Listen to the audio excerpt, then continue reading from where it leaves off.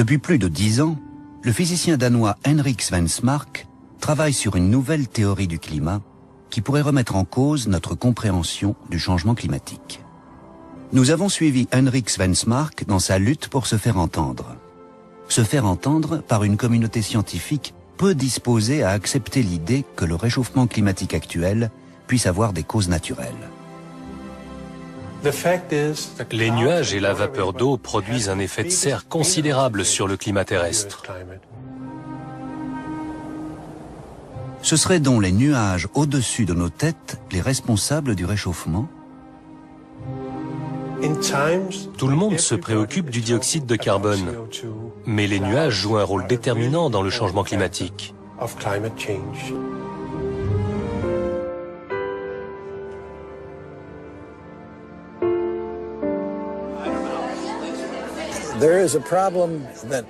Nous sommes confrontés à un problème somme toute récurrent. Les idées novatrices sont rarement bien acceptées par les milieux scientifiques. Et ça, d'autant plus lorsqu'elles proviennent de quelqu'un de jeune et d'inconnu dans le domaine de recherche concerné. Il peut alors avoir beaucoup de mal à faire publier ses travaux. Notre théorie peut se résumer ainsi. Au lieu de considérer les nuages comme étant le résultat du climat terrestre, il faut inverser les choses et voir le climat comme le résultat des changements dans la couverture nuageuse.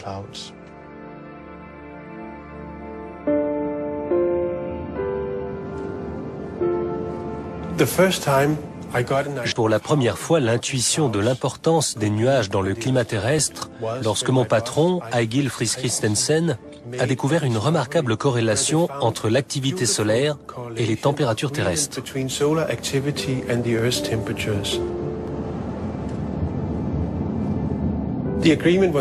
La corrélation était si forte que ça ne pouvait pas être une coïncidence.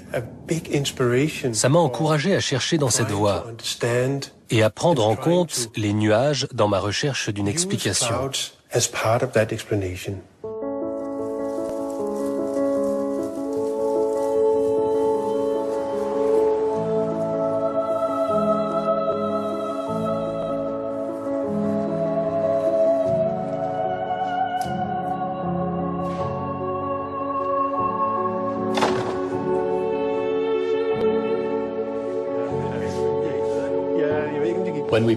Quand nous avons publié ces travaux en 1991, tout le monde pensait que le réchauffement des 100 dernières années était dû avant tout à l'augmentation du dioxyde de carbone du fait de l'activité humaine.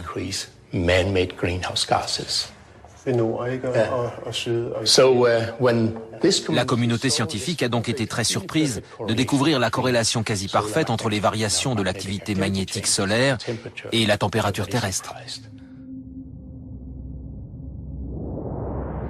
Nos expériences montraient de façon très claire que lorsque l'activité magnétique du Soleil était plus importante, la température de la Terre était plus élevée.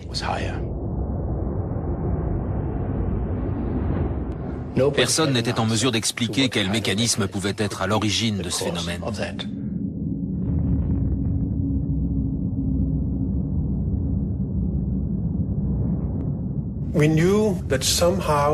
Nous savions que d'une manière ou d'une autre, l'activité magnétique du Soleil devait avoir un effet, direct ou indirect, sur le climat terrestre. Mais comment ça fonctionnait demeurait un vrai mystère scientifique. Et puis un jour, quelqu'un est entré dans mon bureau en parlant du rayonnement cosmique.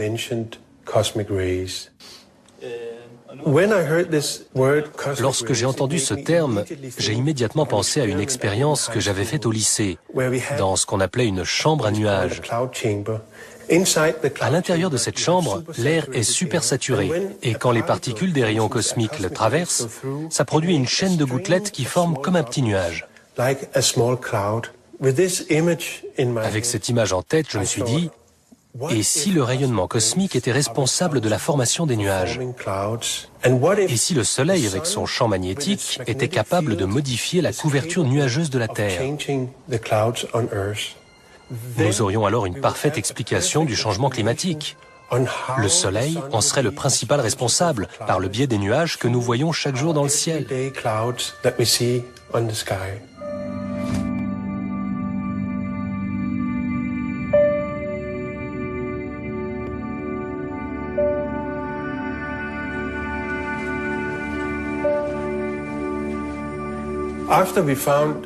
Quand nous avons découvert le lien entre le rayonnement cosmique et les nuages, nous avons tout d'abord pris en compte toute la couverture nuageuse. Mais je devais trouver ensuite de quel nuage précisément il s'agissait. Une nouvelle série de données nous a permis d'étudier plus précisément cette question. Nigel Marsh est alors venu en renfort. Il m'a aidé à analyser ces données. Et à notre grande surprise, nous avons découvert que ce lien est très net, surtout sur les nuages de basse altitude. Ce sont de bonnes nouvelles pour notre théorie. Ça signifie donc que les nuages de basse altitude ont un fort effet refroidissant sur le climat terrestre. Si leur quantité augmente, le climat se refroidit. Mais si on a un rayonnement cosmique moins intense, on a aussi moins de nuages de basse altitude et la Terre se réchauffe. Les données du ISCCP, ce sont des rayons infrarouges. C'est intéressant. J'ai entendu parler pour la première fois des travaux de Henrik Svensmark quand j'ai commencé à m'intéresser à la façon dont les aérosols, les particules en suspension, étaient produits dans l'atmosphère terrestre. C'est une question essentielle car les nuages sont formés à partir de ces particules d'aérosols présentes dans l'atmosphère. Le satellite analyse un paramètre spécifique. Au cours de nos recherches, nous avons découvert que les rayons galactiques cosmiques sont capables de moduler les aérosols, ces particules présentes dans les couches les plus basses de l'atmosphère.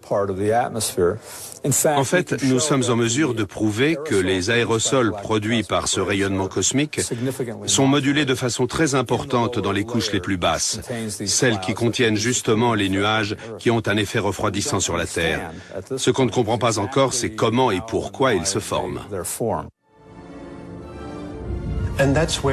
C'est justement là que le rayonnement cosmique peut entrer en jeu.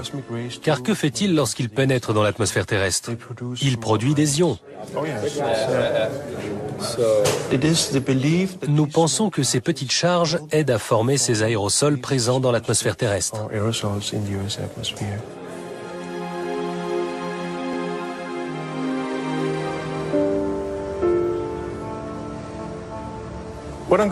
Je vais vous parler du rayonnement cosmique. Ce sont des particules chargées d'énergie. Elles pénètrent dans l'atmosphère terrestre et on est même capable de les mesurer. Quand l'activité solaire est à son maximum, on constate que peu de rayons cosmiques pénètrent dans l'atmosphère terrestre. Ça s'explique par le fait que le Soleil a alors un champ magnétique très puissant. Les particules présentes dans l'espace galactique ont beaucoup de mal à entrer dans le système solaire. Il semble donc y avoir un lien entre les changements dans l'activité solaire et les changements de climat.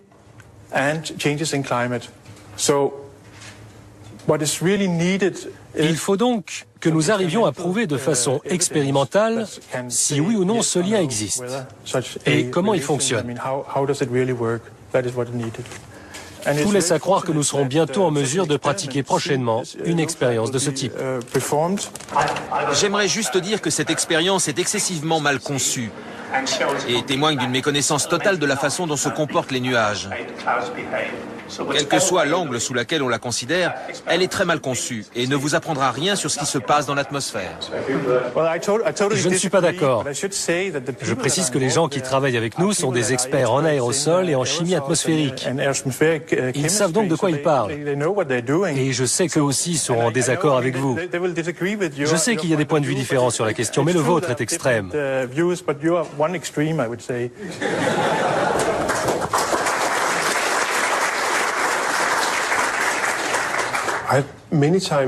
Il m'est arrivé de nombreuses fois au cours de mes conférences de me retrouver face à des gens très énervés qui tentaient de me convaincre que ce que je faisais était une totale perte de temps.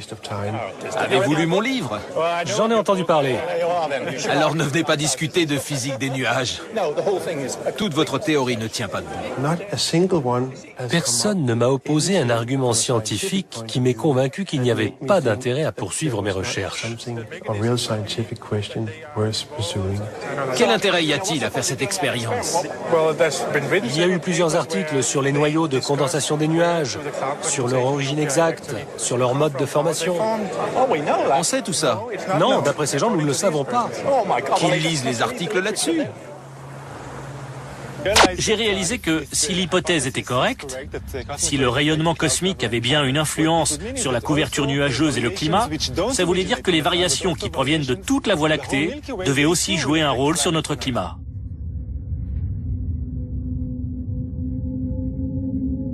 Je m'intéresse à l'astronomie depuis l'enfance. C'est pour ça que je suis devenu astronome. J'ai toujours aimé la Voie lactée. J'aime sortir dans la nuit et admirer la merveilleuse galaxie dans laquelle nous nous trouvons. C'est là que nous vivons. Tout ça a une influence sur nous, sur le climat de la Terre. Et ça doit être pris en compte si on veut comprendre les variations climatiques du passé.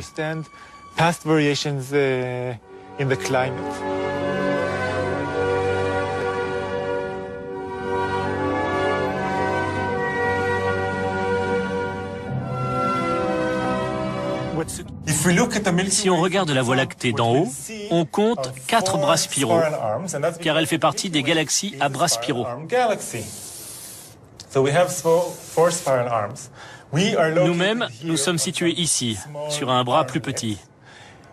Nous faisons le tour du Soleil en un an, mais tout le système solaire tourne autour de la Voie lactée en 250 millions d'années, ce qu'on appelle une année galactique. Ça signifie que tous les 150 millions d'années, quand on traverse un bras spiral, la température tombe de 5 à 10 degrés. Quand on est en dehors du bras, il fait plus chaud.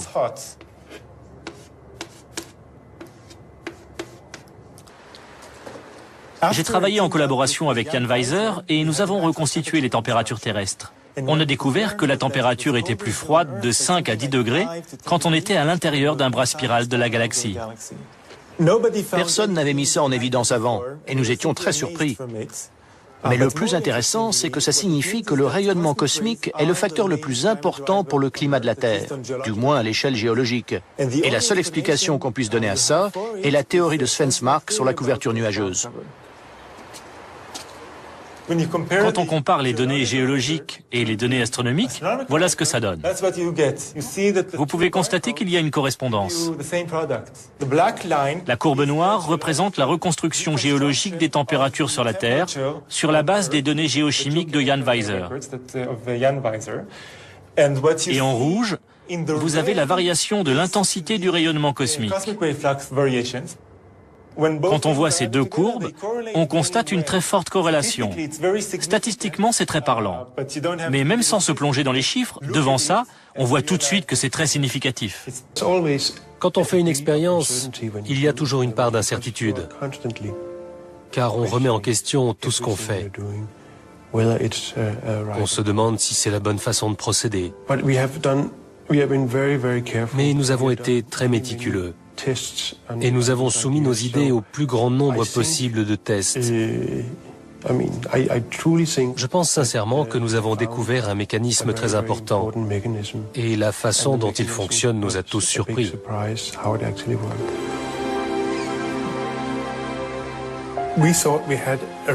Nous pensions avoir fait une découverte majeure en mettant en évidence comment le rayonnement cosmique influe sur la couverture nuageuse et par là même sur le climat de notre planète. Mais pour des raisons mystérieuses, nous n'avons pas réussi à faire publier nos travaux. Nous les avons présentés à 4 reprises à plusieurs revues scientifiques, mais nous n'avons pas réussi à faire publier nos résultats.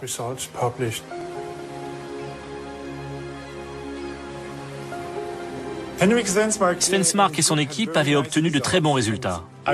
Et je pensais qu'ils seraient publiés immédiatement ou dans les mois qui suivraient leur découverte. Or, ils ont mis 16 mois à se faire publier. La raison à cela est selon moi une réticence de la communauté scientifique, et plus précisément celle qui soutient que l'effet de serre est dû à l'activité humaine, à accepter l'idée que cette nouvelle théorie, déjà étayée par quantité de preuves empiriques, le soit maintenant par des preuves expérimentales. Ce sujet prend une nouvelle dimension, car le réchauffement climatique est devenu un enjeu politique.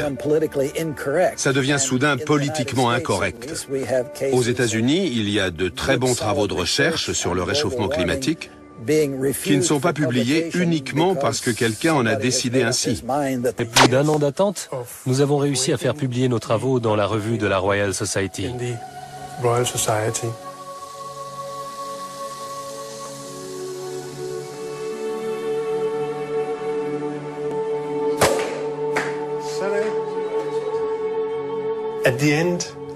Alors que cette aventure se termine, je peux dire en confiance, oui, nous avons trouvé une très belle solution au mystère des nuages. Il reste cependant un mystère, celui de savoir quand le reste de la communauté des climatologues comprendra que ce sont des forces extérieures à notre planète qui contrôlent notre climat.